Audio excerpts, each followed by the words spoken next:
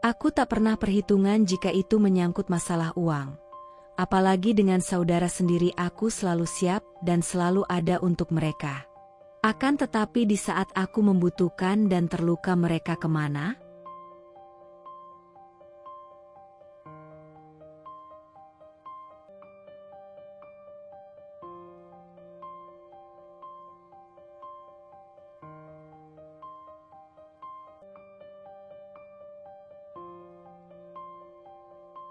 Aku pernah mengalami masa kejayaan di mana uang bukan masalah bagiku.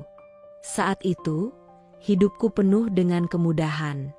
Aku selalu membantu keluarga, terutama sepupuku yang sering datang meminjam uang. Tanpa berpikir panjang, aku memberinya pinjaman, terkadang tanpa harapan dikembalikan. Aku bahkan membiayai kuliah anaknya, memastikan masa depan mereka tetap cerah. Ketika paman dan bibiku jatuh sakit, akulah yang menanggung semua biaya pengobatan mereka, tanpa sedikit pun ragu. Namun, hidup ternyata tak selalu berpihak. Aku jatuh sakit, penyakit yang datang tiba-tiba menguras segalanya. Tenaga, waktu, bahkan hartaku. Dalam hitungan bulan, aku kehilangan segalanya. Tabunganku habis untuk biaya berobat, dan perlahan-lahan aku menyadari satu hal yang lebih menyakitkan dari penyakit itu sendiri. Mereka menghilang. Sepupuku, yang dulu datang dengan senyum dan kata-kata manis saat butuh bantuan, kini tak lagi menghubungiku.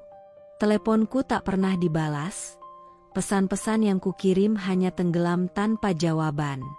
Aku mencari mereka, berharap sekadar dukungan moral, namun yang kudapatkan hanyalah keheningan.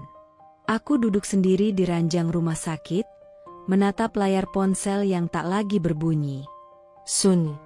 Saat aku memiliki segalanya, mereka selalu ada. Tapi saat aku tak punya apa-apa, aku bahkan tak lagi menjadi bagian dari hidup mereka. Aku memiliki usaha yang sukses dan hidup berkecukupan. Segala hal yang dulu hanya sekadar impian kini menjadi kenyataan. Rumah megah berdiri kokoh sebagai tempatku beristirahat setelah hari-hari panjang mengelola bisnis.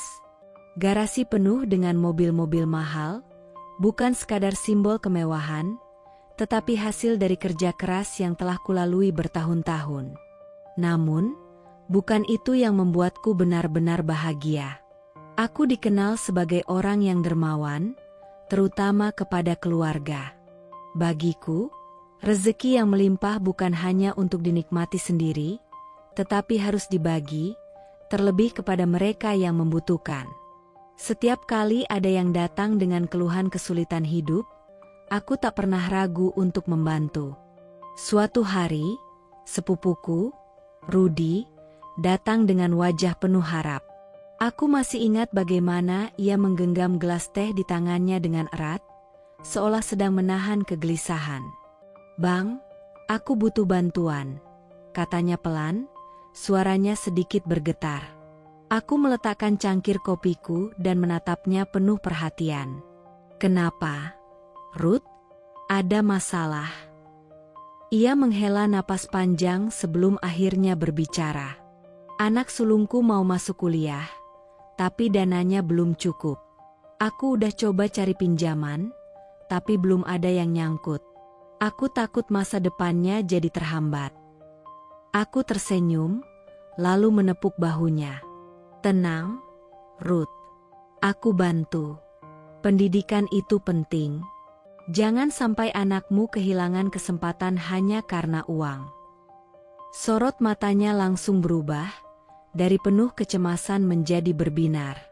"Serius, Bang? Aku beneran gak tahu harus gimana kalau gak ada abang." Aku mengangguk mantap. "Tentu saja. Kamu keluarga, Ruth. Aku gak akan biarkan kamu susah sendirian." Tak hanya Rudi, adik bungsuku, Dian, juga sering datang kepadaku dengan berbagai masalah. Suatu malam, ia mengetuk pintu rumahku dengan wajah murung. Aku tahu betul tatapan itu, tatapan seseorang yang tengah menahan beban hidup. "Kak, Usaha kecil-kecilan aku lagi seret, katanya pelan, nyaris berbisik. Aku mengernyit. Kenapa? Ada masalah apa? Dian menunduk, jemarinya saling mengusap gelisah. Penjualannya turun drastis. Aku udah coba berbagai cara, tapi tetap nggak cukup buat nutup biaya operasional. Aku takut bisnis ini harus tutup. Aku terdiam sejenak, mencoba memahami situasinya. Kemudian, dengan suara lembut, aku bertanya, "Berapa yang kamu butuhkan, Dik?" Matanya langsung membesar, seolah tak percaya aku akan langsung menawarkan bantuan tanpa banyak bertanya. 100 juta cukup, Kak. Aku janji bakal balikin secepat mungkin. Aku tersenyum, lalu mengeluarkan cek dari laci meja. Gunakan ini dengan bijak, ya. Aku percaya kamu bisa bangkit lagi. Dian terisak pelan. Terima kasih, Kak. Aku nggak tahu harus bilang apa. Aku janji nggak akan ngecewain kakak. Bukan hanya mereka, hampir setiap anggota keluarga pernah datang kepadaku dengan permintaan masing-masing.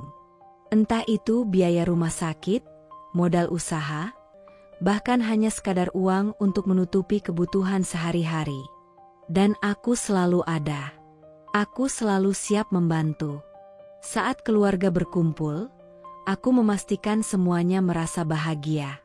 Aku mengajak mereka makan di restoran mewah, menyuruh mereka memesan apapun yang mereka inginkan. Pesan saja yang kalian suka, kataku sambil tertawa. Hari ini aku yang traktir. Wajah-wajah mereka berseri-seri, gelak tawa memenuhi ruangan. Aku duduk di sana, mengamati mereka dengan perasaan penuh kebanggaan. Mereka bahagia, dan itu sudah cukup bagiku. Hidupku terasa sempurna. Aku memiliki segalanya, kesuksesan, kekayaan, dan keluarga yang selalu ada di sekelilingku. Aku tak pernah membayangkan bahwa segalanya bisa berubah dalam sekejap. Aku masih ingat jelas pertama kali sepupuku, Rudi, datang mengetuk pintu rumahku dengan wajah penuh harap. Hari itu, matahari baru saja tenggelam, dan aku baru saja tiba di rumah setelah seharian bekerja. Lelah masih terasa di seluruh tubuhku, tetapi aku tetap membukakan pintu dengan senyum. Karena bagiku, keluarga selalu datang pertama. Rudi berdiri di depan pintu dengan raut wajah cemas. Kemejanya kusut, matanya tampak sedikit sayu, seolah tak mendapat cukup istirahat dalam beberapa hari terakhir. Aku melihatnya menggenggam kedua tangannya dengan erat, seperti seseorang yang sedang menahan sesuatu yang sulit diungkapkan. "Bang, aku butuh bantuan," katanya dengan suara pelan, hampir seperti bisikan. Aku mengernyit, lalu memberi isyarat agar ia masuk. Kami berjalan menuju ruang tamu, dan aku menyodorkan secangkir teh hangat kepadanya, mencoba membuatnya merasa nyaman. "Ada apa, Ruth? Kamu kelihatan cemas," tanyaku sambil duduk di sofa, menatapnya penuh perhatian. Ia menghela napas panjang, menundukkan kepala, lalu berbicara dengan suara yang lebih rendah. "Usaha kecil-kecilanku lagi seret, Bang. Warung di rumah nggak laku seperti dulu. Aku butuh tambahan modal supaya bisa bertahan. Kalau nggak, aku takut harus tutup." Aku terdiam sejenak, mencoba memahami situasinya. Aku tahu betapa sulitnya menjalankan usaha, terutama di masa-masa seperti ini. Rudi memang bukan orang yang kaya, dan aku bisa membayangkan betapa beratnya menghadapi kenyataan bahwa sumber penghasilannya terancam hilang. Tanpa berpikir panjang, aku mengangguk. "Berapa yang kamu butuhkan, Ruth?" Ia tampak ragu sebelum akhirnya menjawab, "Mungkin 10 juta cukup, Bang. Aku janji bakal balikin bulan depan." Aku tersenyum, lalu bangkit dari tempat dudukku. Dengan tenang, aku mengambil uang dari laci meja, menghitungnya, lalu menyerahkannya kepadanya. Jangan terlalu dipikirkan soal balikin cepat. Yang penting, usaha kamu bisa berjalan lagi. Mata Rudi berbinar. Ia menggenggam uang itu dengan erat, seolah itu adalah harapan terakhirnya. Terima kasih, Bang. Aku janji gak akan lupain kebaikan Abang. Aku hanya tersenyum. Saat itu, aku tidak pernah menyangka bahwa ini adalah awal dari kebiasaan yang akan berlangsung bertahun-tahun. Pada awalnya, aku tidak terlalu mempermasalahkan permintaan Rudi. Aku percaya bahwa membantu keluarga adalah hal yang wajar, apalagi jika aku memiliki lebih dari cukup. Aku tahu bagaimana rasanya berjuang dari nol, dan aku tak ingin melihat Rudi mengalami kesulitan yang sama. Namun, waktu berlalu, dan aku mulai menyadari sesuatu yang mengganggu. Rudi mulai datang lebih sering. Jika sebelumnya ia datang sebulan sekali, kini ia datang 2 minggu sekali. Lama-kelamaan, hampir setiap minggu ada saja alasan yang ia utarakan. Bang, anakku mau masuk sekolah, tapi uang pangkalnya gede banget. Bisa bantu? Katanya suatu hari, suaranya terdengar ragu-ragu. Lain waktu, ia datang dengan wajah lebih panik dari biasanya. Bang, motor aku rusak. Kalau nggak segera diperbaiki, aku nggak bisa kerja. Pernah juga, ia menghela napas panjang sebelum berkata, Bang, istriku sakit. Harus dibawa ke rumah sakit, tapi aku nggak ada uang. Awalnya, aku masih merasa ikhlas membantu. Setiap kali ia datang, aku menyodorkan uang tanpa banyak bertanya. Aku ingin percaya bahwa semua yang dikatakannya benar, bahwa ia benar-benar membutuhkan bantuanku. Tetapi, semakin lama, semakin terasa ada sesuatu yang berbeda. Aku mulai menyadari pola yang terjadi. Setiap kali Rudi meminjam, ia selalu berjanji untuk mengembalikannya. Namun, janji itu tak pernah ditepati. Maaf, Bang, bulan ini aku belum bisa balikin. Anakku sakit, pengeluaran jadi banyak. Katanya suatu kali dengan wajah penuh penyesalan. Bang, aku ada niat balikin duit Abang, tapi usaha aku belum stabil. Aku butuh waktu lagi, ujarnya pada kesempatan lain. Dikasih waktu sedikit lagi ya, Bang. Aku pasti bayar, katanya berkali-kali, dengan janji yang semakin terdengar seperti angin lalu. Bulan berganti tahun, dan aku mulai menyadari satu hal, uang yang kupinjamkan tak pernah benar-benar kembali. Aku tak pernah benar-benar mempermasalahkannya, karena bagiku, hubungan keluarga lebih penting daripada uang. Tetapi perlahan-lahan, hubungan kami berubah. Dulu, kami sering duduk bersama, mengobrol panjang lebar tentang banyak hal, tentang pekerjaan, tentang keluarga, tentang kehidupan. Namun, kini setiap kali Rudi datang, pembicaraan kami hanya tentang satu hal, uang. Aku mencoba menutup mata terhadap kenyataan ini.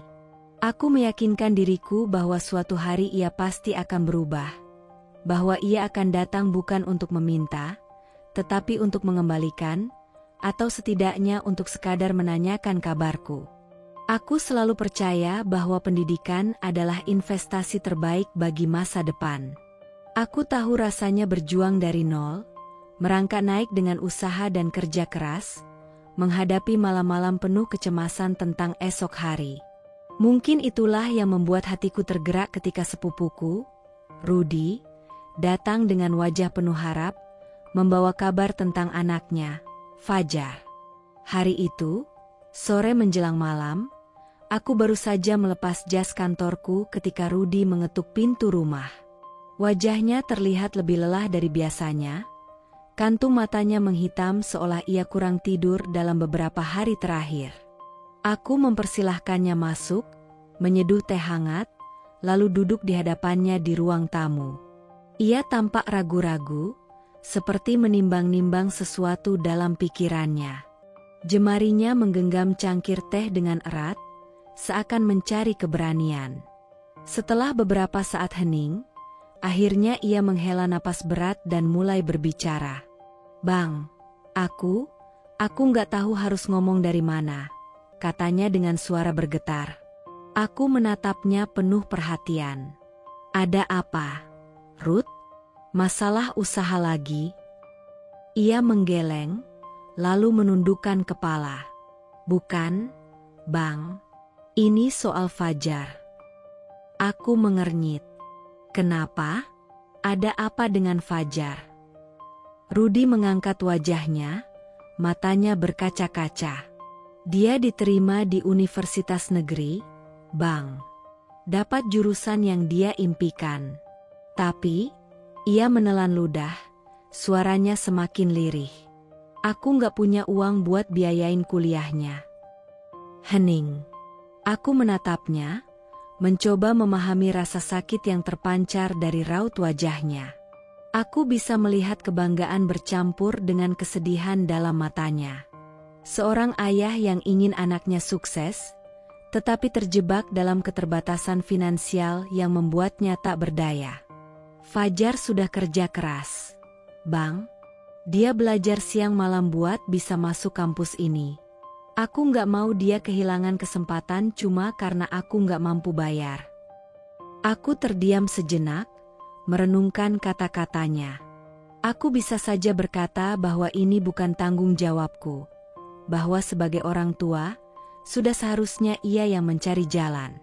Tapi, dalam benakku, aku teringat masa laluku sendiri. Aku pernah berada di posisi yang sama, penuh harapan, tetapi terbatas oleh keadaan. Tanpa berpikir panjang, aku mengangguk. "Aku yang biayai kuliahnya, Ruth." Mata Rudi terbelalak. "Serius, Bang?" Aku mengangguk lagi, lebih mantap. "Aku nggak mau Fajar kehilangan kesempatan ini.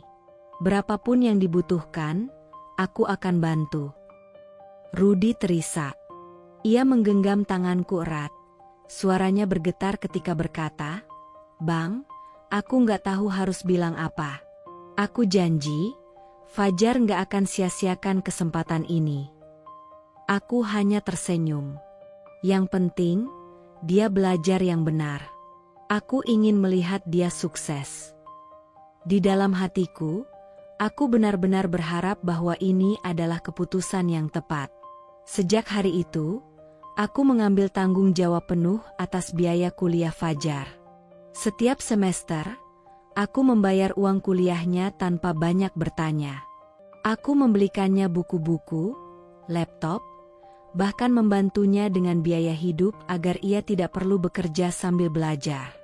Sesekali, aku mengajaknya makan malam bersama, sekadar memastikan bahwa ia baik-baik saja. Aku ingin mendengar ceritanya, ingin tahu bagaimana kehidupannya di dunia baru yang penuh tantangan itu. "Gimana kuliahnya, Jar?"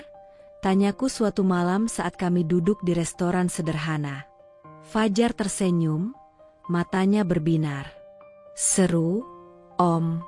Aku dapat banyak teman, dosennya juga asyik. Aku suka banget belajar di sini." Aku mengangguk puas. "Bagus kalau kamu menikmati. Tapi ingat, yang terpenting adalah tetap fokus. Aku percaya kamu bisa sukses." Fajar mengangguk mantap. "Aku nggak akan sia-siain kesempatan ini, Om." Aku merasa lega.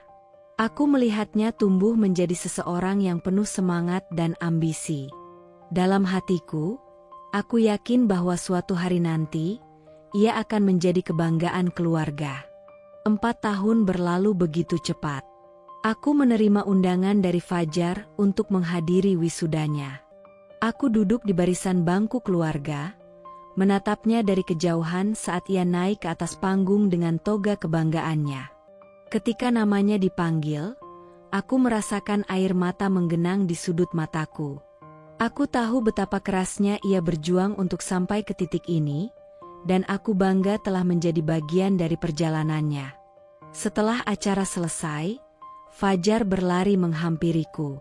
Ia menundukkan kepala dalam, suaranya bergetar saat berkata, "Terima kasih, Om. Kalau bukan karena Om, aku nggak akan ada di sini." Aku menepuk pundaknya, mencoba menahan haru di dadaku. Aku cuma membuka jalan, Jar. Sisanya, itu semua karena kerja kerasmu. Ia mengangguk, matanya masih berkaca-kaca. Aku janji, Om, aku akan bekerja keras. Aku akan membanggakan keluarga. Aku percaya padanya. Aku percaya bahwa ia akan menjadi seseorang yang sukses. Tapi aku tidak pernah menyangka bahwa setelah hari itu, segalanya akan berubah. Beberapa bulan setelah kelulusannya, aku mencoba menghubungi Fajar. Aku ingin tahu bagaimana kehidupannya setelah lulus. Apakah ia sudah mendapat pekerjaan? Apakah ia butuh bantuan untuk merintis karir? Namun, pesan-pesanku tak pernah dibalas. Teleponku tak pernah dijawab. Awalnya, aku berpikir mungkin ia sibuk.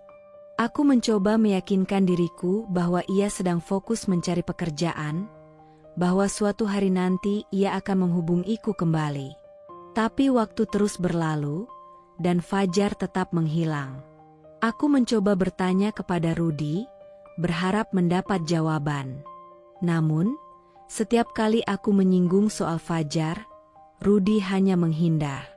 "Dia lagi sibuk, Bang," katanya singkat. "Nanti kalau ada waktu, dia pasti datang." Tapi Fajar tak pernah datang.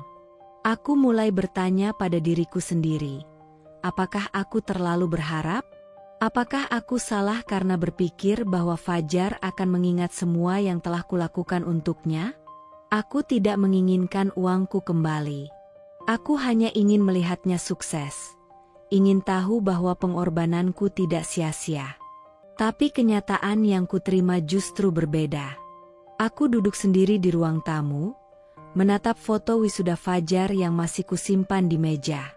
Dalam hati, aku ingin percaya bahwa suatu hari nanti ia akan kembali, bahwa ia akan datang dan mengatakan bahwa ia ingat segalanya.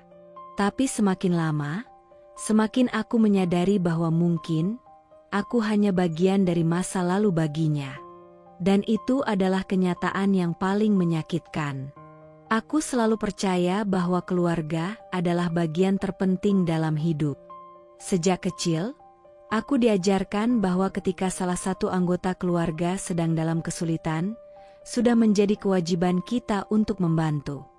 Prinsip itulah yang selalu kupegang, yang membuatku selalu ada untuk mereka, terutama untuk Rudi, sepupuku.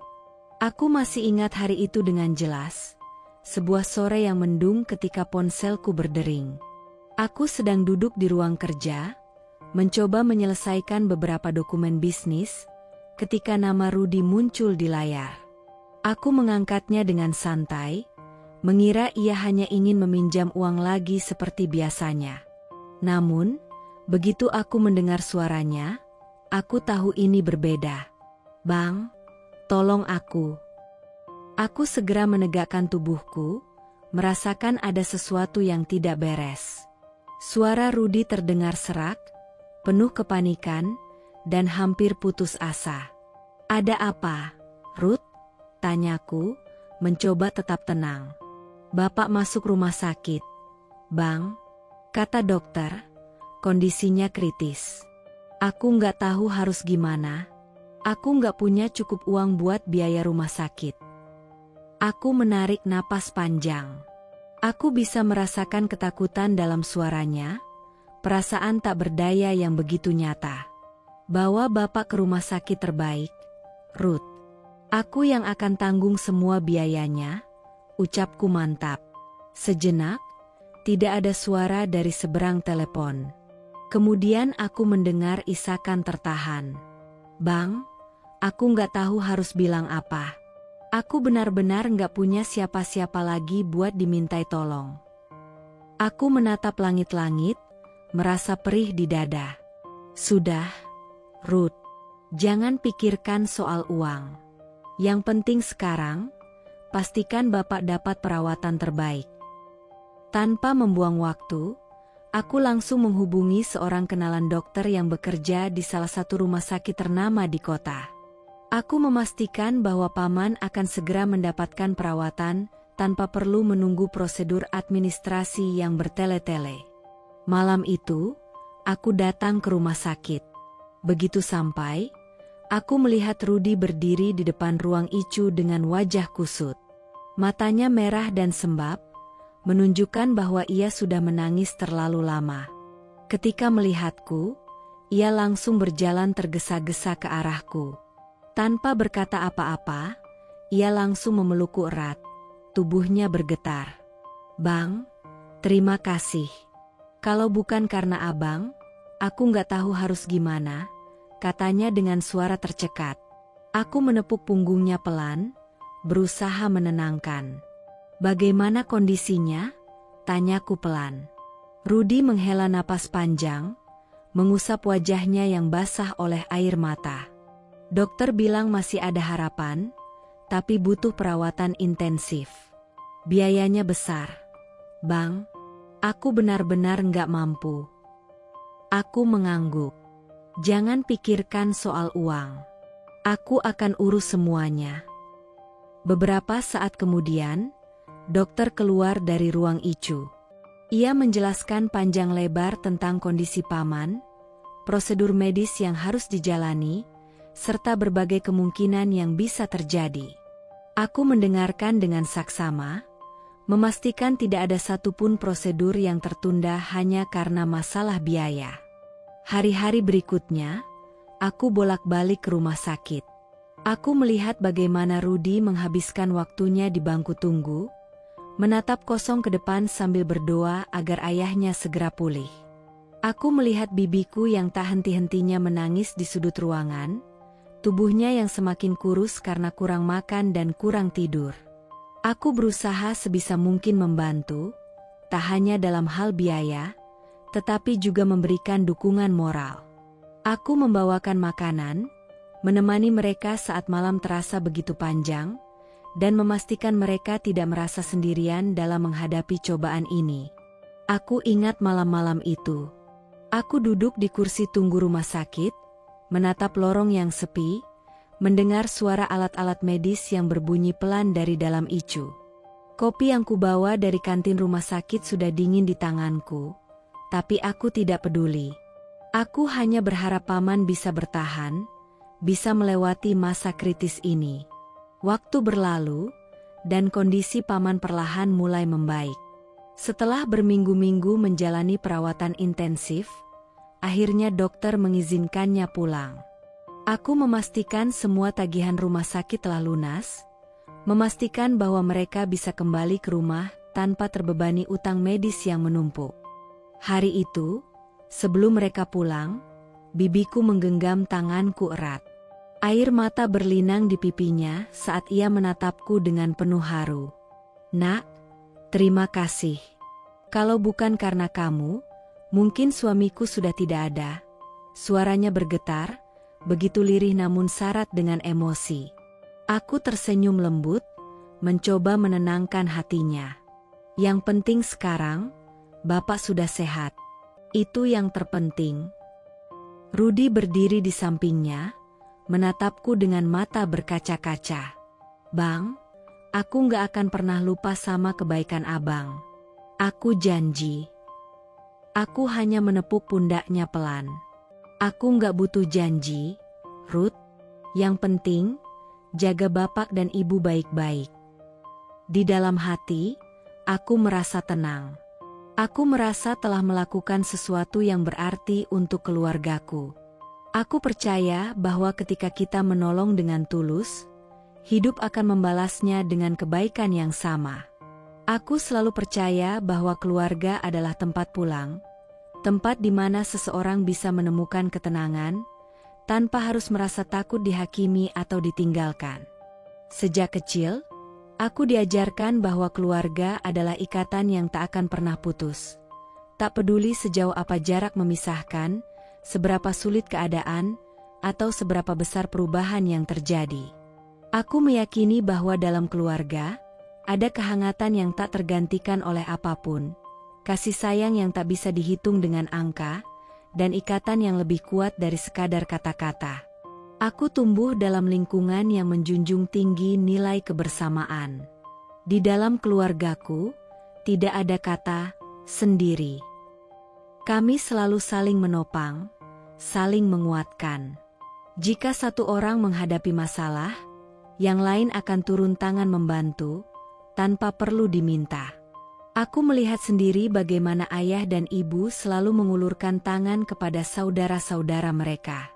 Aku menyaksikan bagaimana rumah kami selalu terbuka bagi siapapun yang membutuhkan tempat berlindung. Itu adalah nilai yang tertanam kuat dalam diriku, sesuatu yang kupegang teguh sepanjang hidupku. Salah satu anggota keluarga yang paling dekat denganku adalah sepupuku, Rudy. Sejak kecil, kami tumbuh bersama layaknya saudara kandung. Kami menghabiskan banyak waktu di rumah nenek, bermain di halaman belakang yang penuh dengan pohon mangga dan jambu, berlari-lari di tanah lapang hingga kaki kami berdebu. Aku masih ingat suara tawanya yang lepas saat kami mencoba memanjat pohon, atau bagaimana ia selalu bersembunyi di tempat yang sama setiap kali kami bermain petak umpet. Saat kami beranjak dewasa, hubungan itu tetap erat. Kami tidak lagi bermain di halaman belakang nenek, tetapi kami masih sering bertukar cerita tentang kehidupan, impian, dan tantangan yang kami hadapi. Rudy sering datang kepadaku untuk curhat, mengungkapkan segala keluh kesahnya, dan aku selalu menjadi pendengar yang baik. Aku bersyukur punya abang, katanya suatu malam, saat kami duduk di teras rumahku. Abang selalu ada buat aku, gak pernah ninggalin aku sendirian. Aku tersenyum. Kita keluarga, Ruth. Keluarga itu saling menopang, bukan?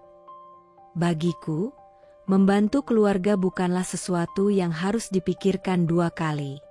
Ketika aku mulai mencapai kesuksesan dalam usahaku, aku merasa lebih bahagia bukan karena aku memiliki uang atau kekayaan, tetapi karena aku bisa berbagi dengan mereka.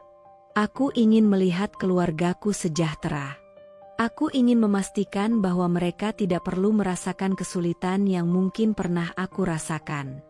Setiap kali Rudy datang dengan wajah penuh kegelisahan, aku tahu ada sesuatu yang ingin ia katakan. Aku bisa membaca ekspresinya dengan mudah. Ia selalu ragu-ragu di awal, seperti merasa sungkan, tetapi aku sudah terbiasa dengannya. Ada apa, Ruth? Tanyaku setiap kali ia tampak gelisah. Ia sering menghela napas panjang sebelum akhirnya mengutarakan keinginannya. Aku butuh bantuan, Bang. Aku janji bakal balikin uangnya, tapi sekarang aku lagi benar-benar butuh. Aku tidak pernah bertanya terlalu banyak. Aku tahu hidup tidak selalu mudah, dan aku percaya bahwa jika aku berada dalam posisinya, ia pun akan melakukan hal yang sama untukku. Jadi, tanpa berpikir panjang, aku selalu mengulurkan bantuan. Saat anaknya ingin masuk universitas tetapi mereka tidak memiliki cukup uang untuk biaya kuliah, aku langsung menawarkan diri untuk membiayainya. Biar aku yang urus, Ruth, anakmu harus kuliah. Jangan khawatir soal uang, kataku waktu itu. Ketika orang tuanya jatuh sakit dan membutuhkan biaya perawatan yang besar, aku yang turun tangan. Aku membayar semua tagihan rumah sakit, memastikan mereka mendapatkan pengobatan terbaik. Aku nggak tahu bagaimana cara membalas kebaikan abang, kata Rudy suatu kali, dengan mata berkaca-kaca. Aku hanya menepuk bahunya dan tersenyum. Gak usah dipikirkan, Ruth, yang penting mereka sehat. Dalam benakku, aku merasa bahwa inilah arti keluarga. Saling mendukung, saling menolong tanpa perlu dihitung atau diperhitungkan. Aku percaya bahwa ketika kita melakukan kebaikan dengan tulus, kebaikan itu akan kembali kepada kita di saat yang tepat. Dulu, aku adalah seseorang yang selalu bangga dengan pencapaianku. Aku membangun usahaku dari nol, memulai dengan modal kecil dan tekad yang besar. Setiap hari, aku bekerja tanpa lelah, bangun sebelum matahari terbit dan pulang setelah larut malam. Aku mengenal setiap detail bisnis ini, dari proses produksi hingga pemasaran, dari pelanggan setia hingga karyawan yang bekerja di bawahku. Aku selalu memastikan semuanya berjalan lancar, karena aku percaya bahwa usaha yang dijalankan dengan hati dan kerja keras akan membawa hasil yang luar biasa. Dan itu terbukti. Bisnisku berkembang pesat, menghasilkan keuntungan besar, dan membawaku ke puncak kesuksesan. Aku bisa membeli rumah mewah, mobil impian, dan menikmati hidup tanpa harus khawatir tentang uang.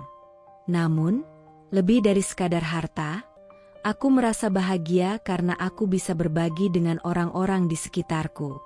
Aku membantu keluarga, terutama sepupuku Rudi, yang selalu datang kepadaku setiap kali dia mengalami kesulitan. Aku tidak pernah berpikir dua kali untuk membantunya, karena bagiku, keluarga adalah prioritas.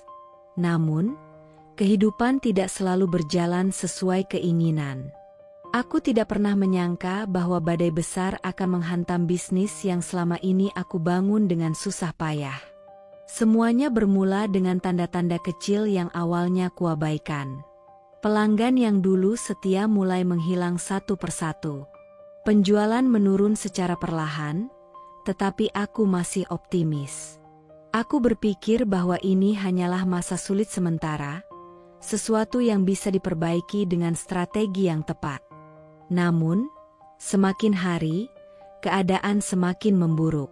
Salah satu mitra bisnis terbesar yang selama ini menjadi penyokong utama keuanganku tiba-tiba membatalkan kontrak. Aku masih ingat hari itu dengan jelas. Aku duduk di kantorku, membaca email pembatalan dengan tangan gemetar.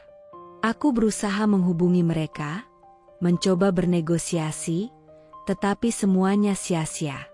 Tak lama setelah itu, supplier utama menaikkan harga bahan baku secara drastis. Aku tidak punya pilihan selain mengikuti kenaikan tersebut, tetapi itu justru membuat biaya operasional membengkak. Keuntungan semakin menipis, sementara pengeluaran terus meningkat. Aku terpaksa mengambil keputusan sulit, mengurangi jumlah karyawan. Itu adalah salah satu hal terberat yang pernah kulakukan dalam hidupku. Aku masih ingat wajah mereka ketika aku mengumumkan pemutusan hubungan kerja. Beberapa menangis, beberapa terlihat marah, dan beberapa hanya menatapku dengan kecewa. "Maafkan saya," kataku dengan suara lirih. Saya benar-benar tidak punya pilihan lain. Mereka pergi satu persatu, meninggalkan kantor dengan langkah berat. Saat itu, aku merasa seperti pecundang. Aku merasa gagal sebagai pemimpin, gagal sebagai seseorang yang selama ini selalu ingin membantu orang lain. Namun, aku masih mencoba bertahan. Aku menjual aset yang kumiliki, mengorbankan mobil mewah, bahkan rumahku sendiri agar bisnis ini tetap berjalan. Tapi sekeras apapun aku berusaha, keadaan tidak berubah. Hutang semakin menumpuk, tekanan semakin besar, dan untuk pertama kalinya dalam hidupku, aku mulai merasa kehilangan harapan.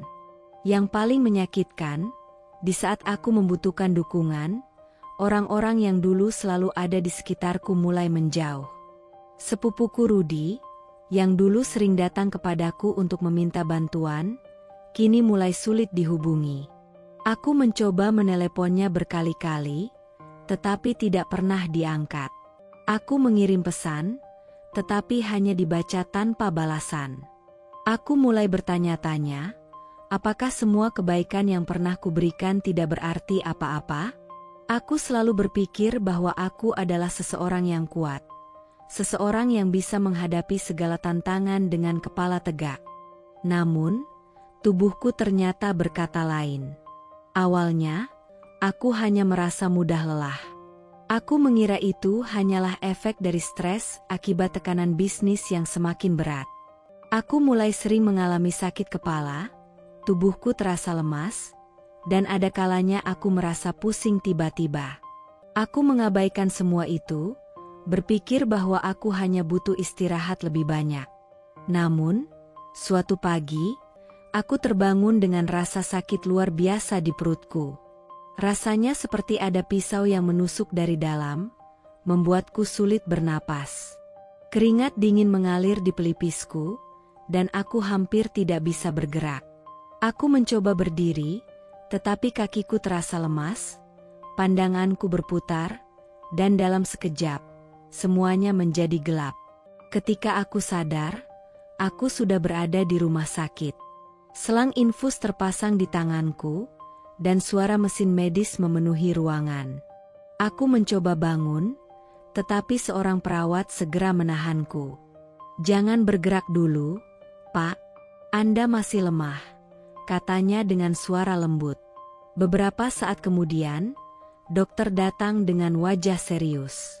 Ia membawa hasil pemeriksaan, dan dari cara ia memandangku, aku tahu ada sesuatu yang tidak beres. "Kondisi Anda cukup serius," katanya pelan, tetapi penuh ketegasan. "Anda harus segera dioperasi.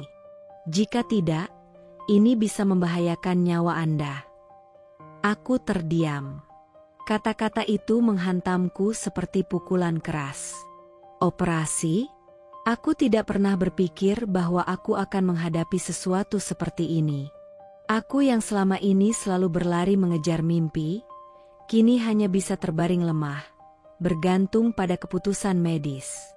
Namun, yang lebih menghancurkan adalah kenyataan bahwa aku tidak memiliki cukup uang untuk membiayai operasi ini.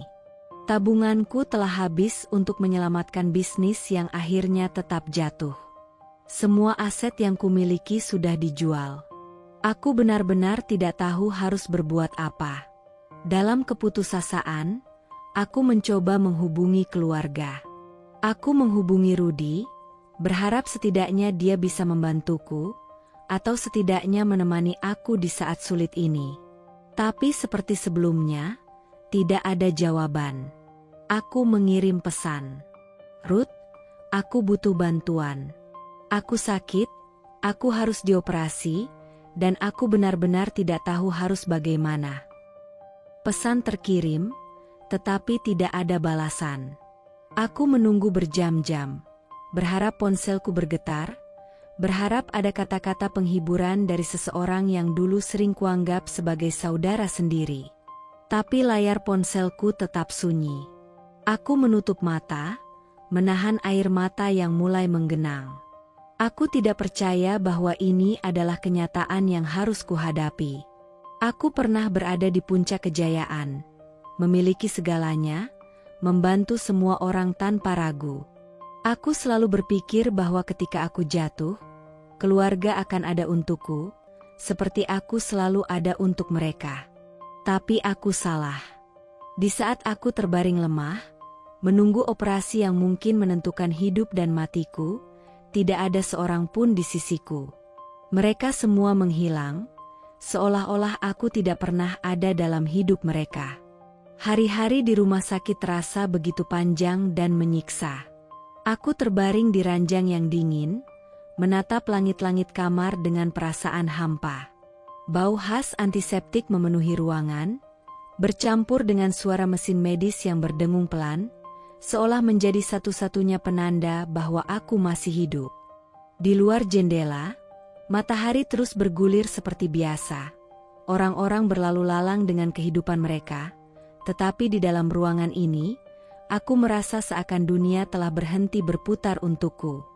Aku menunggu. Setiap detik, setiap menit, berharap ada seseorang yang datang. Aku menunggu pintu kamar ini terbuka, berharap melihat wajah-wajah yang dulu begitu akrab. Sepupuku, keluargaku, orang-orang yang selama ini sering kuperjuangkan tanpa ragu, aku yakin setidaknya mereka akan datang, setidaknya menanyakan bagaimana keadaanku. Namun, hari demi hari berlalu, dan tidak ada seorang pun yang datang. Awalnya, aku masih mencoba berpikir positif. Mungkin mereka sibuk. Mungkin mereka tidak tahu aku sakit. Mungkin mereka akan datang besok. Namun, semakin lama aku menunggu, semakin pahit kenyataan yang harus kuterima. Tidak ada pesan masuk, tidak ada telepon, tidak ada tanda-tanda bahwa mereka peduli. Aku mencoba menghubungi mereka lebih dulu. Aku mengetik pesan dengan tangan gemetar, berusaha menekan tombol-tombol di layar ponsel dengan sisa tenaga yang kupunya. Ruth, aku di rumah sakit. Aku butuh teman. Bisa kamu datang sebentar? Pesanku terkirim. Aku menatap layar ponsel, menunggu dengan harap-harap cemas. 5 menit berlalu. 10 menit. 1 jam. Tidak ada balasan. Aku mencoba menghubungi anggota keluarga lainnya. Aku mengetik dengan hati-hati, mencoba menahan perasaan sesak di dada. Kak, aku di rumah sakit. Aku sakit parah. Aku butuh dukungan. Aku menekan tombol kirim dan menatap layar dengan penuh harapan. Tapi sekali lagi, tidak ada jawaban. Malam itu, aku terbaring dalam kesepian, merasakan sakit yang bukan hanya berasal dari tubuhku, tetapi juga dari hatiku. Aku telah mengorbankan begitu banyak untuk mereka. Aku telah mengulurkan tangan kapanpun mereka membutuhkan, tanpa pernah meminta imbalan. Tapi sekarang, ketika aku yang terjatuh, mereka bahkan tidak mau melihatku. Aku menutup mata, mencoba menahan air mata yang mulai menggenang. Aku tidak pernah merasa setidak berharga ini dalam hidupku. Keesokan harinya, dokter datang dengan wajah serius. Kondisi Anda cukup kritis, Pak, katanya dengan nada hati-hati. Kami harus segera melakukan operasi, tetapi ada beberapa obat yang perlu ditebus sebelum tindakan bisa dilakukan. Aku mengangguk lemah. Aku tahu operasi ini tidak bisa dihindari. Aku tahu nyawaku bergantung pada perawatan ini. Tapi masalahnya, aku tidak punya uang.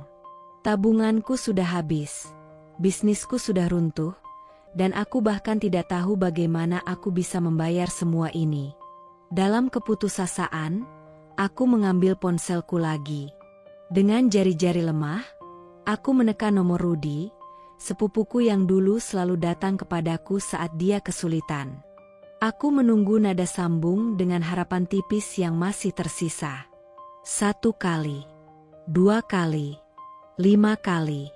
Aku mulai berpikir dia tidak akan mengangkat. Tapi tiba-tiba, suara berat yang dulu begitu akrab terdengar di telingaku. Halo?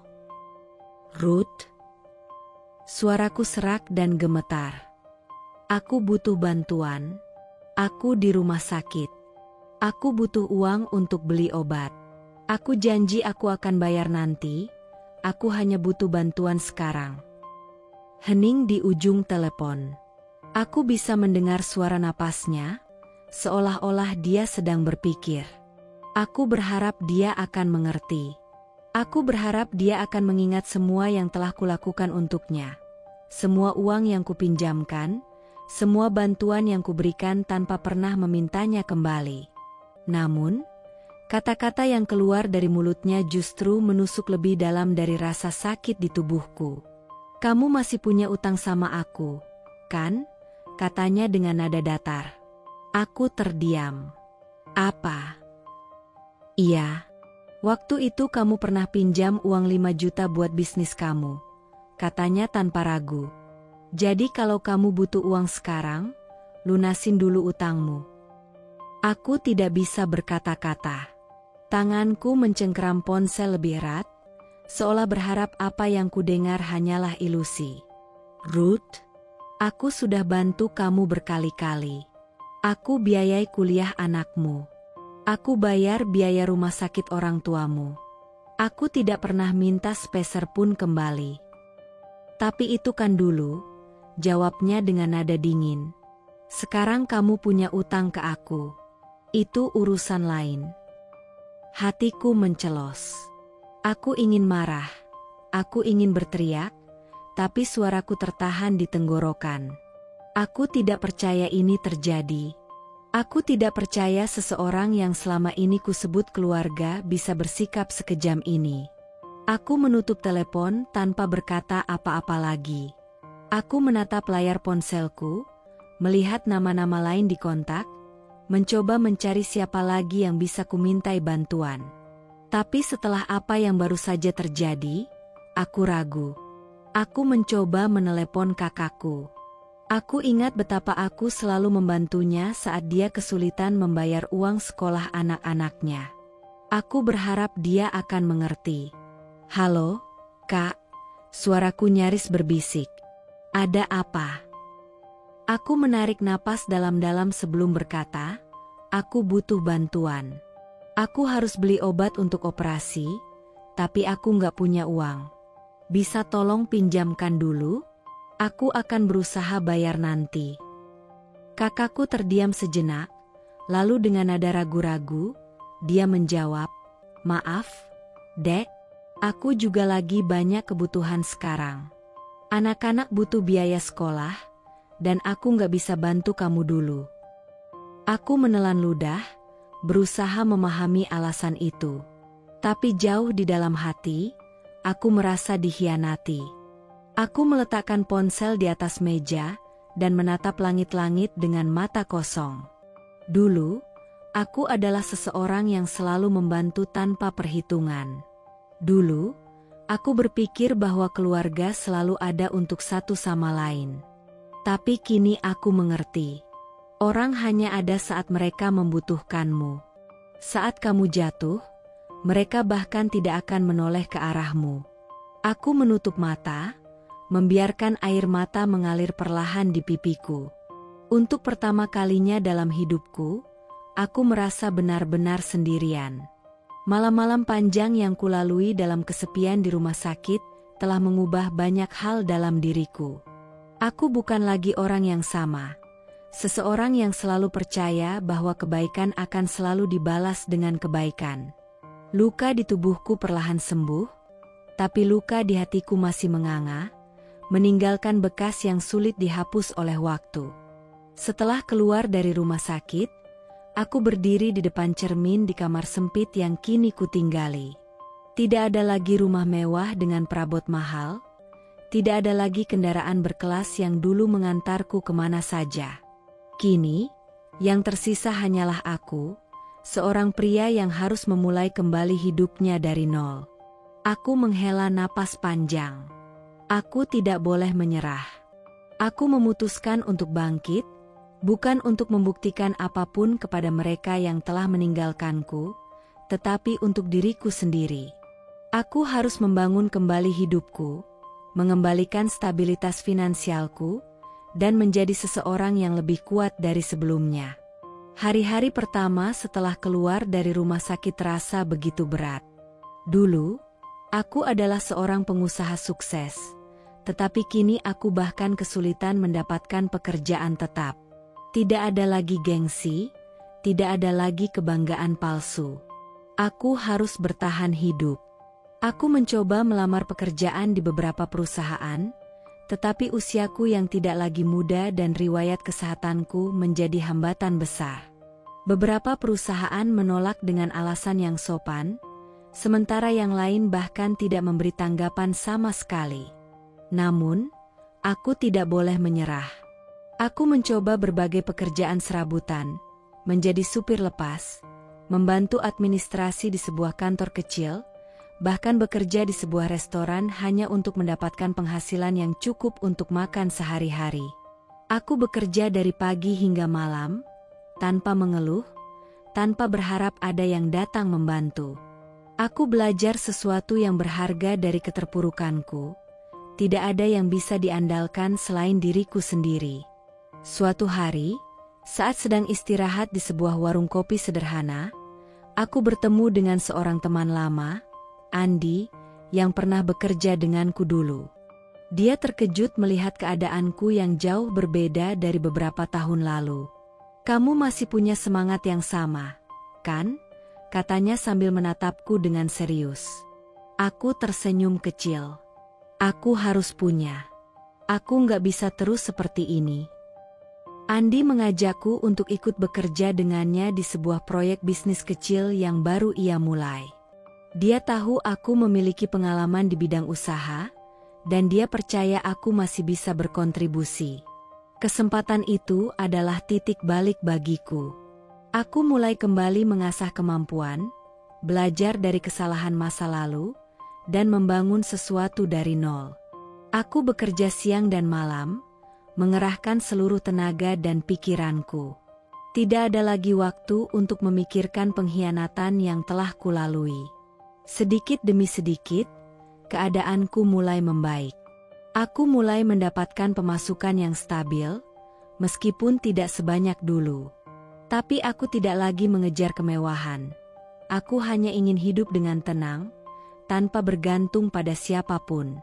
Aku terbaring di ranjang rumah sakit, menatap langit-langit putih yang terasa semakin hampa. Waktu berjalan lambat, dan dalam keheningan ini, pikiranku terus memutar ulang semua kenangan yang kini terasa seperti ironi pahit dalam hidupku. Aku pernah percaya bahwa keluarga adalah tempat di mana seseorang selalu bisa kembali. Tempat di mana aku bisa berbagi suka dan duka, di mana aku bisa merasa aman dan diterima apa adanya. Tapi sekarang, aku menyadari bahwa semua itu hanyalah harapanku saja. Kenyataan berkata lain. Aku telah memberikan begitu banyak untuk mereka.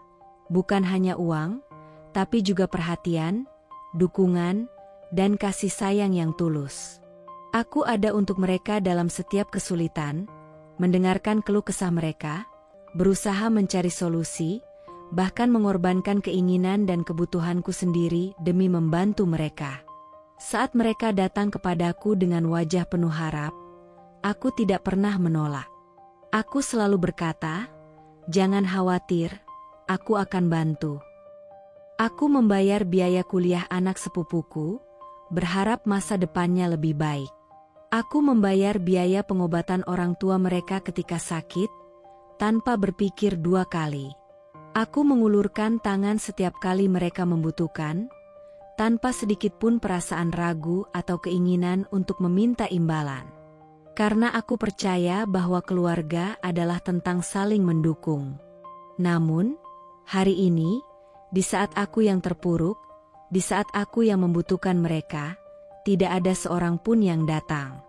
Aku mengangkat ponselku dengan tangan gemetar, membuka daftar kontak yang pernah terasa begitu dekat denganku. Nama-nama yang dulu sering meneleponku, mengirimi pesan dengan permintaan tolong, kini hanya terdiam di layar. Tidak ada panggilan masuk, tidak ada pesan menanyakan kabarku. Aku menekan nomor sepupuku, Rudi, berharap masih ada sedikit kepedulian di hatinya. 1 kali nada sambung, 2 kali, 5 kali. Tidak dijawab. Aku menunggu, berharap setidaknya dia akan menelepon balik setelah melihat panggilanku. Tapi 1 jam berlalu, 2 jam, dan tetap tidak ada tanda-tanda bahwa dia peduli. Aku mencoba mengirim pesan. "Ruth, aku di rumah sakit. Aku sakit parah. Aku butuh teman. Bisa kamu datang sebentar?" Pesan terkirim. Tapi aku tahu, pesan ini akan tetap tak berbalas. Hatiku semakin tenggelam dalam kekecewaan. Dulu, mereka selalu mengatakan bahwa aku bagian penting dari keluarga, bahwa aku adalah seseorang yang mereka hormati dan sayangi. Dulu, mereka datang padaku dengan senyum dan ucapan terima kasih. Tapi kini, aku seperti hantu di mata mereka. Sesuatu yang tak terlihat, sesuatu yang tak lagi berarti. Aku tertawa kecil, tapi bukan karena bahagia. Ini adalah tawa yang penuh ironi, tawa yang menyembunyikan rasa sakit yang lebih dalam daripada luka fisik yang kurasakan saat ini. Aku akhirnya mengerti. Aku hanya penting ketika aku bisa memberi. Ketika aku tak lagi memiliki apa-apa, aku tak lebih dari sekadar beban yang ingin mereka hindari. Dan itu adalah kenyataan yang lebih menyakitkan daripada sakit apapun yang dideritakan dokter kepadaku. Malam semakin larut, dan kamar rumah sakit ini semakin terasa sunyi. Hanya suara mesin medis yang berbunyi pelan, sesekali diiringi langkah kaki perawat yang berlalu lalang di lorong. Aku berbaring dengan tubuh lemah, mencoba menemukan sedikit kenyamanan di tempat tidur ini, tapi tak ada kenyamanan yang bisa kudapatkan. Udara dingin merayap masuk melalui celah-celah jendela, membuat tubuhku semakin menggigil. Aku menarik selimut lebih erat, tetapi rasa dingin yang sesungguhnya tidak berasal dari udara malam. Itu datang dari sesuatu yang lebih dalam, kesepian yang menusuk hingga ke tulang.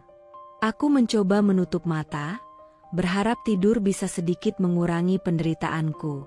Tapi pikiranku terus berputar, mengingat semua orang yang telah kutolong, mengingat wajah-wajah yang dulu begitu sering bersandar padaku, yang kini bahkan tidak bisa meluangkan waktu untuk sekadar bertanya apakah aku masih hidup atau tidak. Aku menggigit bibir, menahan diri agar tidak menangis lagi. Aku telah menangis terlalu banyak, dan aku lelah.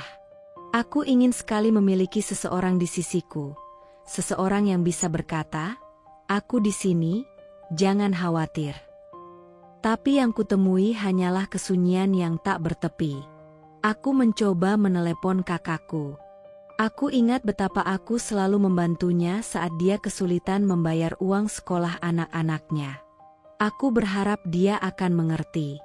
"Halo, Kak." Suaraku nyaris berbisik. "Ada apa?" Aku menarik napas dalam-dalam sebelum berkata, "Aku butuh bantuan. Aku harus beli obat untuk operasi, tapi aku nggak punya uang. Bisa tolong pinjamkan dulu? Aku akan berusaha bayar nanti." Hening. Lalu, dengan nada ragu-ragu, dia menjawab, "Maaf, Dek. Aku juga lagi banyak kebutuhan sekarang. Anak-anak butuh biaya sekolah, dan aku nggak bisa bantu kamu dulu." Aku menelan ludah, berusaha memahami alasan itu. Tapi jauh di dalam hati, aku merasa dikhianati. Aku menutup telepon dengan tangan gemetar. Tidak ada yang bisa kuhubungi lagi. Tidak ada yang benar-benar peduli. Aku meletakkan ponsel di atas meja, dan menatap langit-langit dengan mata kosong. Aku merasa seperti seseorang yang tersesat di tengah gurun, menanti setetes air yang tak pernah datang. Aku pernah berpikir bahwa saat aku jatuh, mereka akan membantuku berdiri. Aku pernah berpikir bahwa keluarga akan selalu ada di saat susah dan senang. Tapi malam ini, aku menyadari bahwa aku salah. Aku sendirian. Dan tidak ada yang akan datang. Aku menghela napas panjang dan menggenggam selimutku erat. Aku tidak akan lagi berharap pada mereka. Aku tidak akan lagi menjadi seseorang yang selalu ada untuk orang-orang yang hanya datang ketika mereka butuh. Aku akan bertahan. Aku akan bangkit. Dan saat aku kembali berdiri, aku akan memastikan bahwa aku tidak akan pernah membiarkan diriku jatuh ke dalam lubang yang sama. Mereka telah mengajarkanku satu hal yang berharga, bahwa tidak semua orang yang kau anggap keluarga benar-benar keluargamu.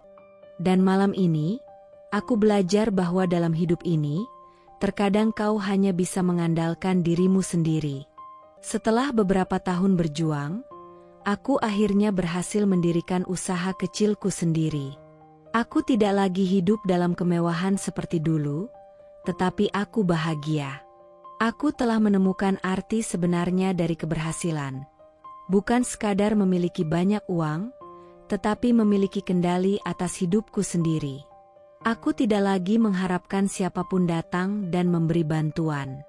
Aku telah menjadi lebih kuat, lebih mandiri, dan lebih bijak dalam memilih siapa yang pantas ada dalam hidupku. Dan ketika suatu hari, sepupuku yang dulu menghilang datang kembali dengan senyum dan permintaan bantuan, aku hanya tersenyum. Aku telah belajar. Aku telah bangkit.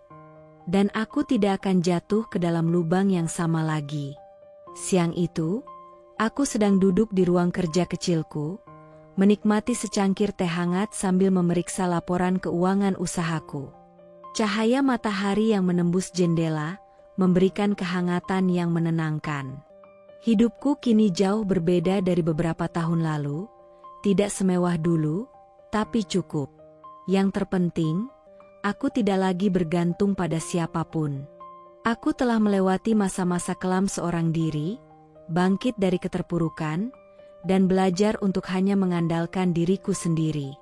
Tidak ada lagi kesia-siaan memberi tanpa perhitungan, tidak ada lagi perasaan dihancurkan oleh kekecewaan. Tiba-tiba, suara ponselku memecah keheningan. Aku melirik layar dan seketika tubuhku menegang. Nama itu, nama yang dulu begitu akrab, kini terasa asing dan menyakitkan. Rudy. Aku terdiam sejenak, membiarkan dering itu terus berbunyi, berusaha mengendalikan emosi yang mulai berkecamuk dalam dadaku. Sepupuku, yang dulu begitu sering datang kepadaku dengan wajah penuh harapan, meminta pinjaman uang, memohon bantuan tanpa pernah berpikir dua kali, kini kembali menghubungiku setelah bertahun-tahun menghilang. Aku tidak mengangkat panggilan itu. Namun, ponselku kembali bergetar. Kali ini, sebuah pesan masuk. Mas, tolong angkat teleponnya. Aku butuh bantuan. Aku membaca pesan itu perlahan, membiarkan setiap kata meresap ke dalam pikiranku. Jari-jariku mengetuk pelan permukaan meja, hatiku berdebar dengan perasaan yang sulit kugambarkan. Aku tahu benar bagaimana rasanya berada dalam kesulitan, terpuruk, dan kehilangan segalanya. Tapi aku juga tahu bagaimana rasanya diabaikan, ditinggalkan oleh orang-orang yang dulu kuanggap keluarga. Setelah beberapa saat, aku mengetik balasan singkat. Ada apa? Tak lama kemudian, dia membalas. Bisnisku bangkrut, Mas. Semua asetku habis. Aku sudah berusaha bertahan, tapi aku tidak bisa. Sekarang anakku kesulitan mencari pekerjaan, dan orang tuaku sakit lagi. Aku nggak tahu harus minta tolong ke siapa lagi. Aku terdiam. Napasku terasa berat. Aku memejamkan mata, membiarkan ingatan-ingatan lama berputar dalam kepalaku seperti film yang diputar ulang. Aku mengingat bagaimana dulu, ketika Rudy datang kepadaku dengan wajah penuh kekhawatiran, meminta bantuan untuk membayar biaya kuliah anaknya. Tanpa ragu, aku mengulurkan tangan, membayar seluruh biaya hingga anaknya lulus, berharap bisa memberikan masa depan yang lebih baik untuknya.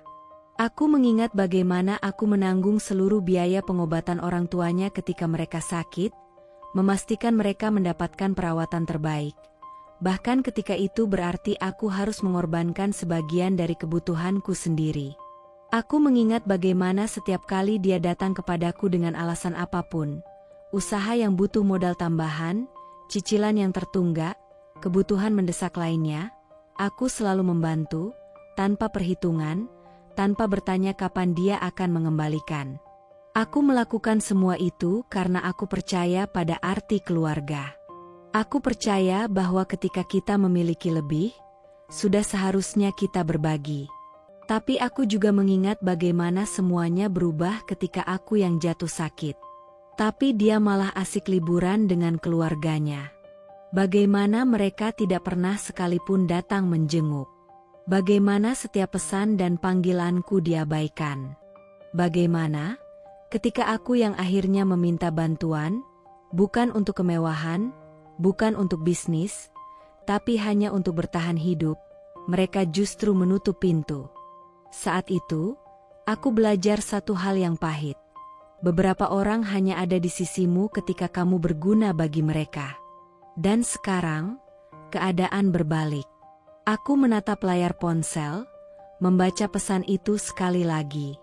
Aku bisa merasakan keputusasaan di balik kata-kata Rudy. Aku tahu dia benar-benar berada di titik terendahnya, seperti aku dulu. Aku tahu dia berharap aku akan menjadi seperti diriku yang dulu, yang tanpa ragu akan menolongnya, yang akan berusaha mengangkatnya kembali tanpa peduli apa yang telah dia lakukan. Tapi kali ini, aku tidak bisa. Aku telah belajar dari kesalahanku. Aku tidak akan jatuh ke dalam lingkaran yang sama. Aku meletakkan ponsel kembali di atas meja, membiarkan pesan itu tak terjawab. Bukan karena aku pendendam. Bukan karena aku ingin membalas perlakuannya. Tapi karena aku tahu, jika aku menolongnya lagi, aku hanya akan mengulangi kesalahan yang sama, menjadi seseorang yang bisa dimanfaatkan, lalu dibuang ketika tak lagi dibutuhkan. Aku memilih untuk menutup hati.